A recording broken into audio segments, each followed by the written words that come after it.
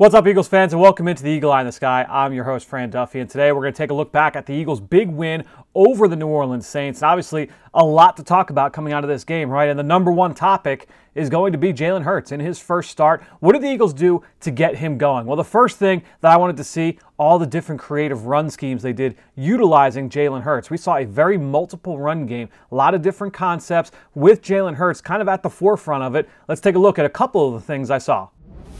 I loved all the different elements of the quarterback run game the Eagles showed on Sunday. Here you're going to see early, 4th and 1, you're going to get quarterback power. You're going to get Nate Herbig blocking from right to left. He's pulling up from the play side linebacker. You get a great double team at the point of attack. And then you also have Jalen Hurts running through first contact, leaning forward behind his pads, gets up the first down. Really nice job there from the Eagles offense to get the first down, move the chains. A little bit later, we're going to get another play here. This time, quarterback draw. They're going to remove the running back from the backfield. Watch how that affects the linebackers at that level. He's going to start with his eyes to the right, Jalen Hurts. That again moves another linebacker. Then you got a lot of green grass. He takes everything that's given to him. A little bit later, this time, 3rd down, 3rd and 4. You're going to get quarterback sweep. You're going to get that misdirection in the backfield with Sanders affecting the linebackers. Nobody in pursuit now. You get some good blocks at the point of attack. Nice job by everybody. All these black jerseys out in front allow Jalen Hurts to cut upfield, move the chains on 3rd and medium. And then we're going to get one more example. This one's late in the game. This one's just going to look like it's going to be a typical zone replay between Jalen Hurts and Corey Clement, except Clement's going to put his foot in the ground.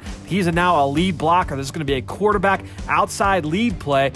You like Jalen Hurts to hold on to the football here. You got to make sure you protect the football, especially late in the game. That being said, really like the creative element of this Eagles offense. We always talk about their multiple run game, all the different ways they include the running backs. Well, with Jalen Hurts, they got another creative runner in that backfield. Another aspect of the Eagles' rushing attack, the option run game. And they showed a couple different looks there as well. We saw the typical zone reads. We saw plenty of run-pass options.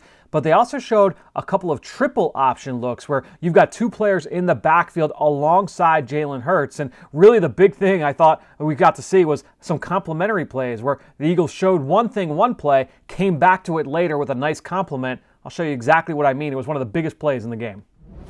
Another aspect of the quarterback run game, the option run game, and namely the triple option run game. You're going to see here Quez Watkins motion into the backfield. There's the first option there with Miles Sanders. This would be the third option. In theory for Jalen Hurts would be Watkins, but he ends up giving this ball over to Miles Sanders, and he stumbles forward for a couple yards. Now, a little bit later in the game, similar kind of look, this time with Greg Ward in the backfield. Here's your first option, Miles Sanders. Second option, Hurts keeps it. Third option, he pitches off to Ward. At least that's what it looks like. Instead, when Hurts pitches this ball off, it goes back the other way to Jalen Reagor. You got big blocks from Jordan Mailata, from Miles Sanders, from Alshon Jeffrey. Eagles get a first down, creative run look off of a triple option look in the backfield. Really awesome play call there from the Eagles. All right, so we get some design quarterback runs there from Jalen Hurts, but some of those things are also going to come outside of the play call, right? Outside of structure, I call it. And those are those scramble drill plays where, the play breaks down or the quarterback doesn't like what he sees. He sees a crease and he takes off. And that's what you saw a handful of times in this game. He was able to pick up some nice chunks on the ground, move the chains a number of times as a scrambler. But really one drive late in the second quarter stood out to me where he picked up 2 big chunks on consecutive plays. Let's take a look at exactly what we saw from the film on that pair of plays. Obviously, another element of Jalen Hurts running the football is going to be these scrambles, these plays outside of structure. These were 2 consecutive plays, back-to-back, late in the second quarter as the Eagles were able to march down the field. They're running a 3-man flood concept to the boundary. Hurts doesn't like what he sees. He takes off. Now, you could say that intermediate route's about to break open, but this is what he brings, and he's so decisive with his willingness to pull the trigger as a runner, escapes the pocket, gets down the left sideline, picks up 20-plus yards. Then you go to the very next play. What happens? You're going to have 2-man coverage here from the New Orleans Saints. It looks like pre-snap, they're dropping the safety down. You've got a lot of open space right there in the middle of the field. And if he's got green grass, Jalen Hurts is going to take it. There's no spy there in the middle of the field. He takes off, gets the Eagles into the low red zone, and he calls a timeout. That's big-time play there from Jalen Hurts. Again, taking what the defense gives you, and he doesn't make this play without the help of the offensive line. Last week on the Eagle Eye in the Sky podcast, on Eagles Game Plan, we broke down how the Saints like to use their linebackers with their stunt package, and you're going to see all kinds of 2- and 3-man games from that group. Well, look at the job the offensive line does of handling this stunt here from New Orleans on first down. Jason Kelce, Isaac Seumalo, Jordan Mailata, they all do a great job. And again, there's all that green grass. Jalen Hurts is going to take that real estate, slides inside the 10-yard line. So I mentioned earlier, you had the zone reads. You also had the run-pass options. And that run-pass option scheme, that was one of the things that led to that touchdown by Miles Sanders. This 82-yard scamper was actually on a run-pass option. Linebackers getting out of their creases a little bit, exactly what helped lead Miles Sanders to run down that left sideline. Let's take a look at exactly how the Eagles were able to set this up. All right, let's take a look here at Miles Sanders. 82-yard touchdown run. You see Sanders in the shotgun next to Jalen Hurts. They're running a little RPO here. 5 defenders in the box, 5 offensive linemen. So what you're going to see here, watch as Quan Alexander kind of takes that step into the A-gap on the left side of Jason Kelce. He's going to knife back on the opposite side. What we think he's trying to do is he's trying to flash and get that double team to get off the defensive tackle. Watch how aggressively that nose tackle is trying to cross face of Kelce. Regardless, what ends up happening here, Kelce stays on that block, and you've got a wide open lane here for Miles Sanders. Great job by Zach Ertz up at the second level, and you get Miles Sanders racing down the left sideline after breaking that tackle from Malcolm Jenkins. That is a long touchdown run for Miles Sanders. All starts with the great block there from Jason Kelce. Good scheme there by the Eagles on a simple RPO.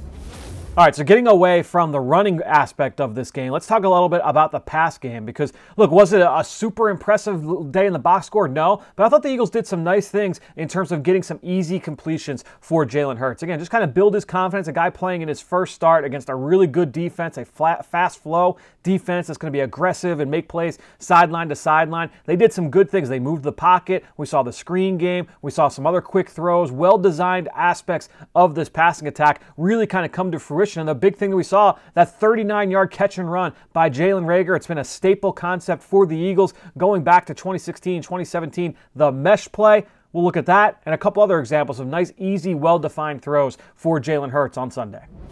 I thought in the first half, the Eagles did a really nice job of creating some nice, easy, well-defined completions for Jalen Hurts in his first start against an aggressive defense. Look at the little swing screen here to Miles Sanders. Nice, easy throw to the flat. That helps pick up a first down. Nice job there by the Eagles to get Miles Sanders the ball out in space. Another example, pressure look here, 3rd and long. You're going to bring Jalen Hurts from left to right, pre-snap motion. No one runs with him. Again, you have an idea that this could be some kind of a pressure look. Quick screen to the outside. And again, all you're trying to do is just build the confidence of the quarterback. Make sure that he does not get rattled early on in this game. Nice job, Jalen Reagor, throwing the stiff arm.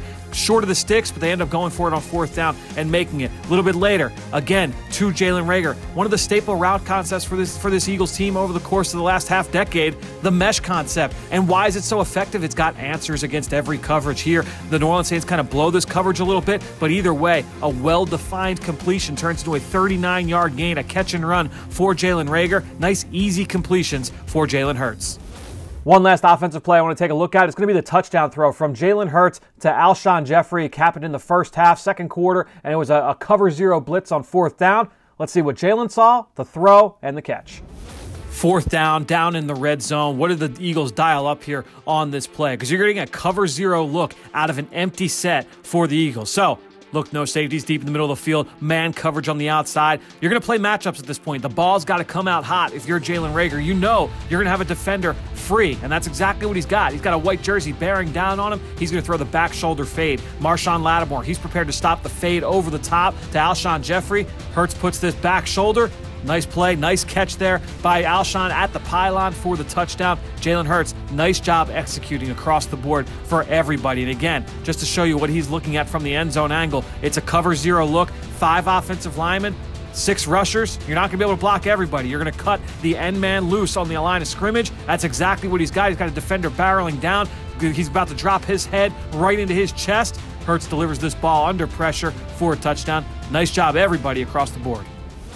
Defensively, I thought the front 7 was really, really impressive in this game, and they needed to be, right? Because of all the injuries and the back half of the Eagles' defense. You had Darius Slay, Avonte Maddox, Rodney McLeod. All these guys leave the game with injuries. So you really needed the defensive line and the linebackers to really kind of handle a lot of the load in this matchup. And to me, one guy that really kind of stood out for the second week in a row, Duke Riley. I highlighted him here in this space last week after the game against Green Bay. I thought he followed that up with another strong outing against the Saints. Let's take a a look at his biggest play in this game, and that was that interception. He gave credit to Jim Schwartz after the game thanks to the play design. Well, he was right. The play design, awesome. Let's take a look at Duke Riley's interception here early in this football game. You see him lined up in a stacked position, and this is going to be a version of cover 2 invert. They're blitzing 2 DBs off the edge, dropping 2 defensive tackles underneath. The 2 corners outside, they're dropping with depth, and you've got linebacker Duke Riley buzzing at the top of the screen. Now, Taysom Hill drops back. He's got a blitzer coming right down the pipe at him, so he's going to fire this ball in hot to Alvin Kamara. Does not like what he's seeing. The ball comes out fast. It's a little bit too hot for Kamara, bounces off his hands right into the waiting arms of that buzz defender, and that is Duke Riley. He takes this back. Huge turnover there for the Eagles in this game, and a really creative blitz here from the Eagles because they still maintain that 4-man rush, which means you still have 7 guys in coverage.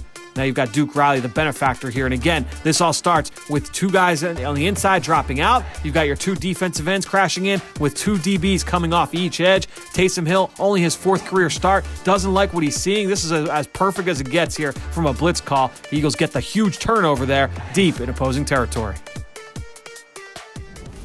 So Duke Riley was not alone, however, making plays at the second level of the Eagles defense. Alex Singleton, once again, was playing sideline to sideline. Not a perfect game, but I think ultimately one of his better performances here in Eagles green or Eagles black from Sunday. But I think when you look at his ability to trigger downhill, his ability to get downhill quickly, that really helps, especially in this scheme, get the double teams off the defensive tackles, allow Fletcher Cox and Malik Jackson and Jayvon Hargrave to really work one-on-one.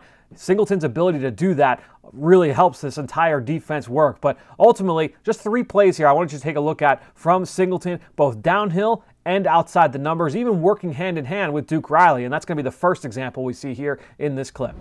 One more guy I want to take a look at here, and that's linebacker Alex Singleton. And you're going to see here on this play, great communication between he and Duke Riley on the jet sweep. Riley passing off the jet to Singleton. You can see those guys react. So now Singleton, he's going to run with the jet. Riley's going to insert inside on this quarterback run. It's 3rd and short. Derek Barnett squeezes this down. Watch Riley, number 50, insert here into the A-gap, fly through that crack, and he makes the stop on Taysom Hill. Just an awesome job of communication between Duke Riley and Alex Singleton there on that one. Love that from those 2 Eagles linebackers. But that wasn't the only play Alex Singleton was a big part of here in this game. This is third and short later in the football game. This is going to be a little swing pass to Alvin Kamara. Watch Singleton. He's going to track this and play it outside in. If he attacks the inside shoulder of Kamara and misses this tackle, Kamara's able to get to the sideline, but he attacks it outside in. That allows the jerseys there, the black jerseys, to be able to come in pursuit. He stopped his feet, Kamara, and that allowed those guys to be able to make the stop. Now you're going to see one more play. This is where Singleton's really at his best, just triggering downhill, seeing the space that he's got in front of him, taking all that green grass that it belongs to him, comes downhill. Eagles get the stop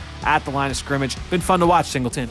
All right, so let's now finish things up with the defensive line. And Fletcher Cox, he had another good game. Malik Jackson really flashed. He got some guys on the ground, was making plays outside the numbers. Brandon Graham, Derek Barnett, their usual selves. But 2 guys I wanted to focus on for this breakdown. Number 1, Josh Sweat, in his 3rd year, had a couple of the biggest plays in the game. And then the other guy, Jayvon Hargrave, who I keep mentioning week after week now, has really come on over the last few weeks. It's been great to be able to see him kind of step into his own in this scheme, his 1st year here in Philadelphia. So let's take a look. Josh Sweat, and we'll take a look at Jayvon Hargrave, 2 of their biggest plays from this game. I want to put a spotlight here on Josh Sweat, who had 2 sacks in this game, and the second one was awesome against one of the best tackles in football, Teron Armstead. You're going to see Sweat here try to win with that inside long arm, where he's going to take that inside arm, full extension right into the inside pad of Teron Armstead. But watch the outside arm. He's forklifting Armstead's outside hand, prevent him from knocking down the hands of Sweat. Then you see him just get off the block as he explodes into the backfield, gets the sack. Just an outstanding rush from the 3rd-year defensive end, again, against one of the best offensive linemen in the entire league. Here's the big critical play, though, the sack fumble in the 4th quarter. This is going to be a sprint out play, 4th and 2. You're going to get Sweat on the backside. Look at the pursuit. The Eagles in zone coverage behind him. Watch as he tomahawks the throwing arm of Taysom Hill, gets the ball on the ground, sack fumble. Eagles get the football. Then one last play I just want to throw in here. Don't block Josh Sweat with a tight end. Watch him here one-on-one. He's just going to win at the point of attack. He locks out, holds his ground, gets off the block, makes the stop at the line of scrimmage. Josh Sweat really coming into his own. He's been so fun to watch week after week.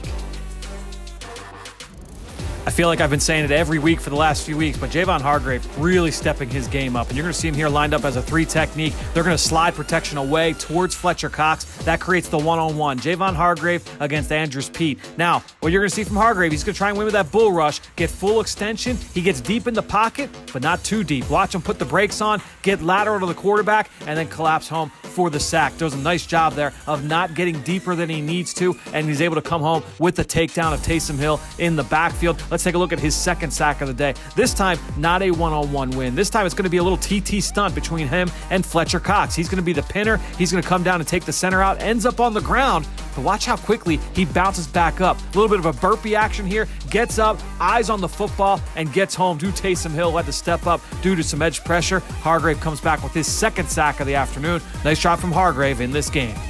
I hope you guys enjoyed all of these breakdowns here on the Eagle Eye in the Sky. Again, now you've got some video that you can now work with when you listen to both Greg Cosell and I on the Eagle Eye in the Sky podcast, which you can find right here on the Eagles YouTube page or wherever podcasts can be found. We'll be previewing next week's matchup against the Arizona Cardinals as well. Make sure you stay tuned to all of that wherever podcasts can be found. Thanks so much for joining us here on the Eagle Eye in the Sky. I'm Fran Duffy. We'll talk to you next week.